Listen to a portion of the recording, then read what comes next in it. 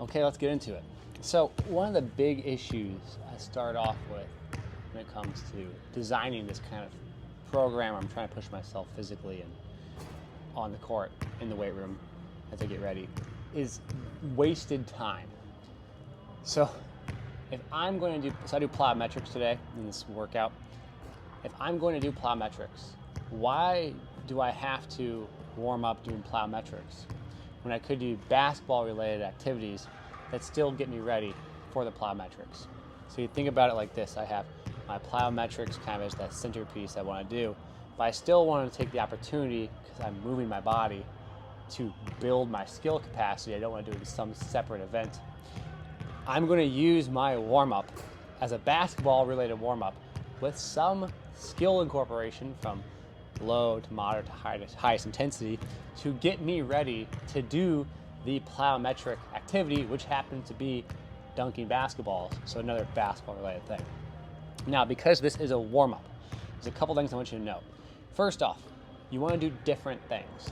It's really easy to go out there and just try and do the same thing. So what I'm working on right now is I was working on different gathers. So how I pick up the basketball, that's one key aspect. Then work on different movement patterns, forward, back, side to side. Just find different things to work on within kind of the movement, what do I call it? The movement suitcase, movement toolbox. So like the between the legs pickup stuff, I'm working on my hands. And if you notice, it's a little bit like doing some of the ladder work I have done in the past, maybe the tennis ball drop stuff, maybe a lunge, right? Is there really that much of a difference between doing two quick aggressive crossovers between the leg movements where I'm dropping low and a lunge? No, not really, at least in terms of a warm-up. Is one of these going to make me potentially a little better at basketball? Yeah, the basketball related one. So obviously get some shots up, getting warmed up. I'm moving into some more intense stuff here. I got these new shoes, by the way, and they're good. They're just not, maybe it's the floor. The grip's not great. And so obviously after kind of stationary stuff, I begin to work in some movement, low velocity stuff. So just moving laterally. You'll see me take a couple shots here, feeling my body, listening to my body, understanding my body. It's not necessarily about making every shot. It's really easy to go out there and just do a warm-up where you make lots of shots. But I don't miss jump shots because you just miss them. You typically miss them because whatever movement position you get into, you're not comfortable controlling. So in the same way, you might get ready for change of direction work by doing lighter change of direction work, patterning, grooving these positions. We can take that same concept and apply that to the basketball court. So it's not like some new concept. If I'm going to be moving left and right, right and left in my higher intensity drills, why wouldn't I just do left and right and left movement? Now you're watching this right here, the side-to-side shooting, where this is literally just warming up. This is like 8 a.m. in the morning. I've been up since 3. Little baby woke me up early. And so it's not like I'm very much ready to go. This is I've just walked onto the court. And so is there really a difference between going right to left, left to right without the basketball than with the basketball in terms of getting me ready for my workout? Absolutely not in my opinion. Is there more benefit from doing it with the basketball? Yes, there is. So again, doing different things is really important. Different pace of things, like I said, left, right, right, left. Feeling what is going well and what isn't going well is important too. It's kind of like a check engine light in the body. Oh, I struggle with blank. I'm doing well with blank. I need to get better with blank. And maybe you might change your workout a little bit based on how you feel. So again, what I'm doing right here is some quick hand stuff, working on deeper position, still getting warmed up, awkward positions. Same way, I keep repeating this, so I apologize for it. We do that with training all the time in the weight room. You do a variety of movements that get you ready for the main movements, and you might put yourself in semi-compromised positions just so you can get used to being in those positions. So one thing I noticed off the bat is the general lateral demands of basketball due to the friction of the shoes is extremely undervalued or underrated. If I'm running on turf, when I stop, I might take 1 or 2 steps. I might have a slide step. But on the court, the shoe itself will stop me whether or not my foot necessarily is ready to stop. And what's interesting about that is it places tons of demand on the hip and core. And you realize that when you stop playing for so long and you start playing more. So again, I'm now finally kind of getting warmed up. I'm going to move the camera here. I want to get into some more pace-based shooting, but I also want to get myself ready for the jumps that are coming up. So I want to sprint, I want to run, I want to physically get myself ready. And so you guys have probably seen this movement before, my athletic starts. This is where you start on the ground and you get up as fast as you can and you sprint. It's the same thing, but with a basketball. What's nice about this is I still get my acceleration starts, I still get my movement prep, but with a ball. So now I have some skill components. My capacity right now for being on the court is pretty low in terms of playing basketball. I haven't shot a whole bunch. I haven't done a whole bunch of skill work. I've been jumping and running, so my physical capacity is there. But some of the lateral stuff, like high speed sprinting in my jump shot, or even just my skill of shooting itself, not where I want it to be. It's really hit or miss. Is it one of the first weeks back into actually shooting a basketball again with some intensity? Yes. Am I concerned about it? No. I've done this a couple times before. I'd be more surprised. I'd be really surprised if I couldn't get my jump shot back to at college or near better than college level when I played. Something I've always been able to do. It doesn't take that long. It takes maybe about 2 weeks of good effort. And I typically expedite that process by doing weird drills like this. The more I can expose my body to different perturbations. You think about it like you are mixing up something. If I have a blender and I have a protein shake, if I want to shake up that protein shake and I just kind of push it back and forth over and over again, it might not mix up that well.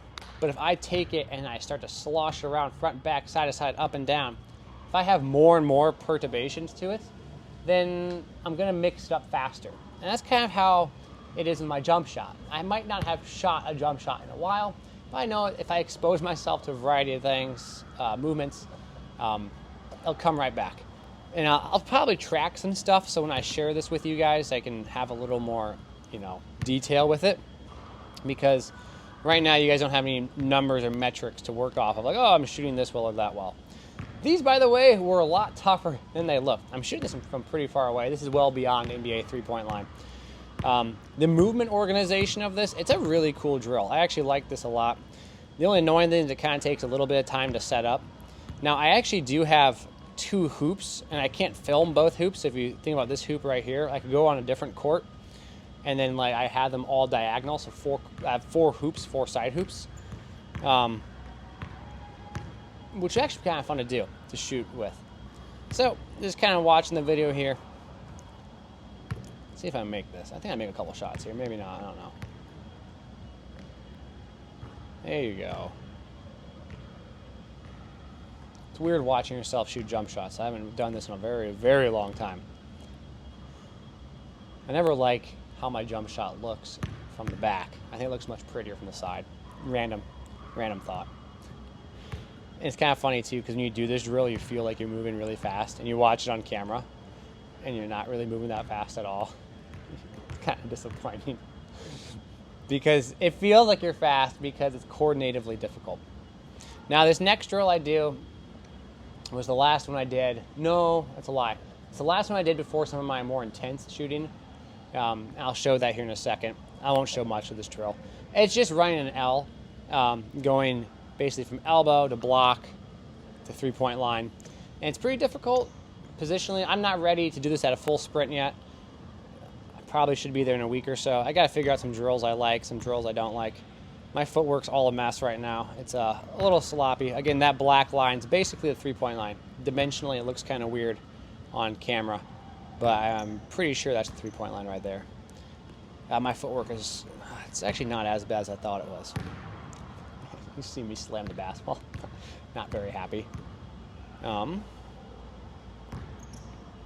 There we go. Moving with some good pace. Oh my gosh. It drives me crazy. Sometimes my hands aren't there yet. That's one thing. You dribble a basketball a lot when you're by yourself and you can shoot, so like off bounce is fine.